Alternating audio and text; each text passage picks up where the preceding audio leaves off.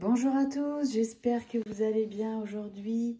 Alors bienvenue dans cette nouvelle vidéo où je vais vous présenter ou vous représenter parce qu'elle est hyper connue mais vraiment. C'est bien évidemment le Light Sears Tarot de Chris Anne. Alors moi j'ai la version anglaise, je n'ai pas la version qui était sortie en français chez Arcana Sacra. C'est un tarot qu'on ne trouve plus en fait. Comment dire, c'était une édition mass market chez Arcana Sacra qu'on ne trouve plus, malheureusement. J'espère que ça fera comme le tarot Histoire de sorcière et qu'ils vont décider de le ressortir un jour. Voilà, bon, en tout cas, moi j'ai la version anglaise.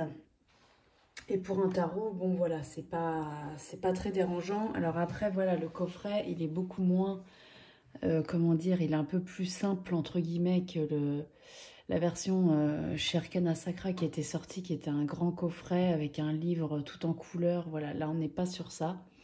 Mais voilà, j'avais quand même envie de vous le remontrer parce que il avait fait un gros carton à l'époque.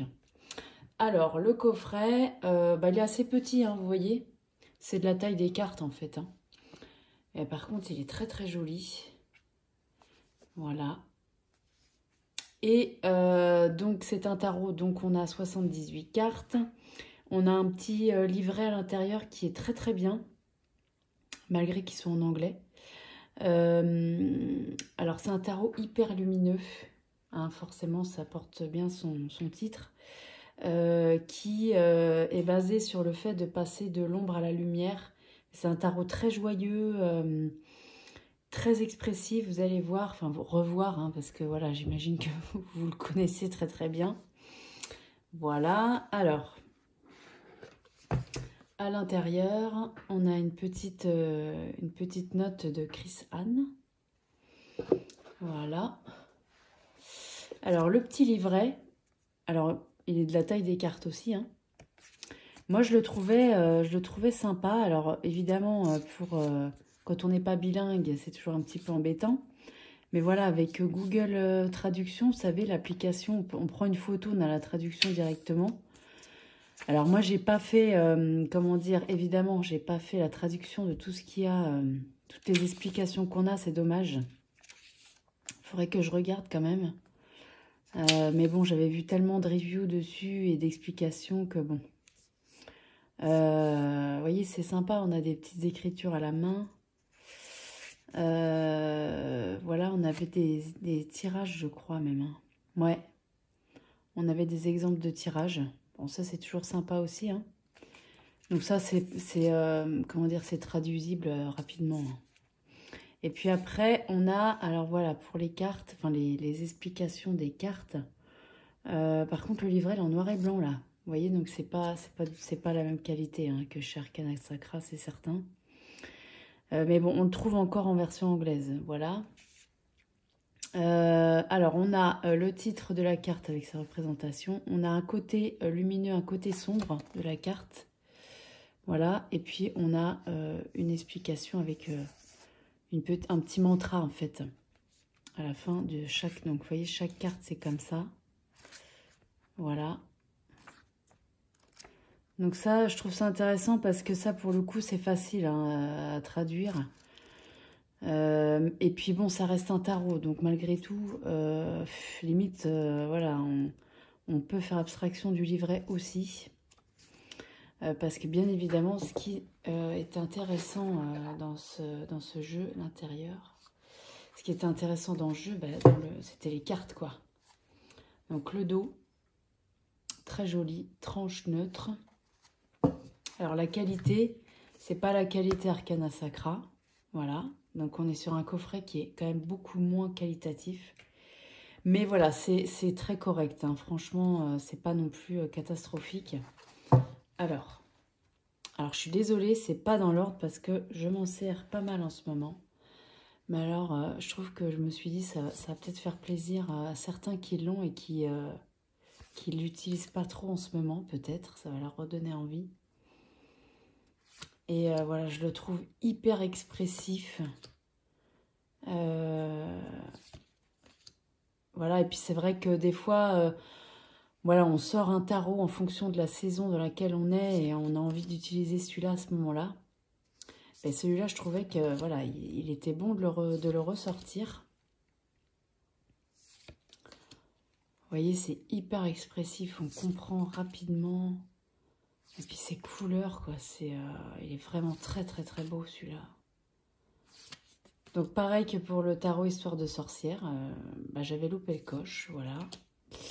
En me disant, bon, j'ai le temps, puis en fait, bah non, voilà. Donc, bon, j'ai la version anglaise, mais voilà, c'est vrai que c'est pas tout à fait la même chose, hein. Même si les illustrations sont les mêmes, et etc. Voilà, on est sur un coffret qui est quand même un petit peu moins ouais, qualitatif, quoi. Mais ça, c'était, ça du coup, c'était, c'est la version mass market anglaise, du coup. Voilà. Alors la tour, regardez ça. Oh, c'est trop trop beau, le diable. Pareil, on comprend très très très vite. Et puis alors les illustrations, c'est juste magnifique, quoi. 10 de coupe, 9 de coupe. Vous voyez, franchement, 5 de pentacle, voilà, pareil, on comprend qu'on a la solution et qu'on se replie sur soi-même. Enfin, vous voyez, c'est... franchement, celle qui est la moins expressive, je dirais que c'est celle-ci. Parce qu'il n'y a pas de scène de vie ni de personnage. Mais alors, franchement, toutes les cartes sont super belles, quoi. Regardez. Et alors, le fait que ce soit un peu façon écrit à la main, je trouve que ça donne encore plus de... Comment dire? Ça donne une modernité. J'adore, quoi. La lune, regardez.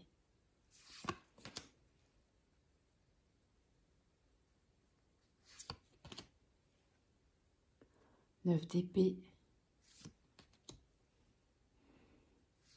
Ah ouais, franchement. J'espère qu'ils vont le... Ça serait bien qu'ils le ressortent aussi, celui-là. Le monde. Cette d'épée. Alors, la série des épées, c'est vrai qu'on a beaucoup de corbeaux. Forcément, on est dans un esprit...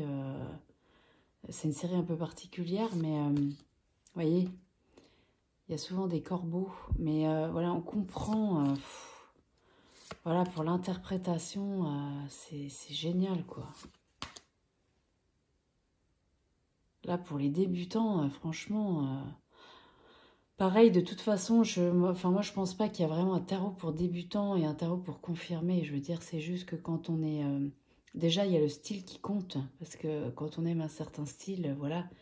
Après, c'est vrai qu'il y a des tarots où l'interprétation de l'image, elle est un peu plus compliquée si on ne connaît pas la signification par cœur ou voilà, à l'avance. Mais voilà, moi, je trouve que il y a des tarots, tout le monde peut s'y retrouver, quoi. L'étoile, oh, c'est magnifique, quoi. 6 de bâton. La mort. Alors, c'est rare de voir la carte de la mort aussi colorée et aussi expressive dans le sens... d'ailleurs, il y a mort-renaissance parce que c'est ça, en fait, c'est vrai. Et en plus, c'est marqué et c'est une mort qui est complètement rose. Enfin, j'ai trouvé que c'était hyper bien trouvé. Bon, il y a quelques années, hein, celui-là, hein, c'est sûr. Mais j'ai pas eu un coup de cœur comme ça pour un tarot, vraiment. Il y en a que j'ai beaucoup aimé et voilà, qui m'ont attiré par leur thème, etc. Mais un comme ça, très honnêtement, alors il en existe peut-être que je connais pas, hein, c'est même sûr. Mais celui-là, c'est vraiment particulier, quoi. C'est très, très particulier. 8 de coupe. Reine de bâton. Regardez ça. Oh, le jugement. Oh non, vraiment... alors, faut aimer ce genre d'illustration, puis il faut aimer les couleurs, etc. Mais là, on en prend plein les yeux, quoi, franchement. Hein. L'as d'épée. Ah non, c'est le magicien, pareil. J'espère que ça vous plaît de le revoir. Hein. Je pense que vous l'avez, hein, la grande prêtresse. Énormément de gens l'ont, celui-là, hein, c'est clair. Mais bon, il a eu un succès qui est compréhensible parce que, franchement, là, c'est un tarot qui est quand même très joyeux, quoi. Même s'il y a des cartes, voilà, des séries qui sont un peu plus compliquées, l'ambiance du jeu est quand même joyeuse au final. Même si les cartes veulent dire sensiblement la même chose que dans d'autres tarots, mais comment dire, la carte, on la sent, je sais pas comment dire. Hein. J'arrive pas à m'exprimer sur celui-là parce que il est tellement beau. Là, c'est pareil, un 8 d'épée, le fait de sentir coincé, sentir, vous voyez, c'est hyper... le soleil, la roue de fortune. Non, vraiment, celui-là, je pense que ça a été un coup de cœur pour énormément de personnes. Et j'espère qu'il qu'il sera réédité un jour, j'espère vraiment. Parce que, ouais, moi, j'ai aucun souci à l'utiliser, et je l'utilise beaucoup même. Mais voilà, le seul problème, c'est le livret, c'est toujours ça, de toute façon, le vrai souci des tarots en anglais quand on n'est pas bilingue, c'est ça. Là, on s'en sort très bien avec Google Traduction. Mais bon, il y a plein de petites choses sans doute qu'elle dit avant, enfin en introduction, etc. Et ça, c'est toujours important de le lire parce qu'on sent ce que la personne a voulu faire avec ce tarot, ce qu'elle a voulu mettre dedans, l'énergie en fait. Et bon, après, voilà, hein, c'est pareil, il suffit de faire Google Traduction, mais bon, il faut quand même reconnaître que bon, c'est quand même pas très pratique non plus, c'est pas ce qu'on préfère, hein, forcément. Voilà, mais bon. Moi, j'avais cette version-là, j'ai pas voulu acheter la version française, et voilà, je me suis mordu les doigts après, bien évidemment. Parce que je me suis rendu compte que dans la version française, dans le livre, il y a des choses... peut-être qu'on voit pas forcément avec celui-là. Même si on voit la signification des cartes, il n'y a pas l'essence, je sais pas. C'est bien pour s'imprégner d'un jeu, d'avoir un petit peu l'essence de la personne qui l'a créé. Donc voilà. Écoutez, dites-moi ce que vous en pensez. J'imagine que vous l'avez. Voilà. Et écoutez, je vous dis à très bientôt pour une nouvelle vidéo. Merci beaucoup.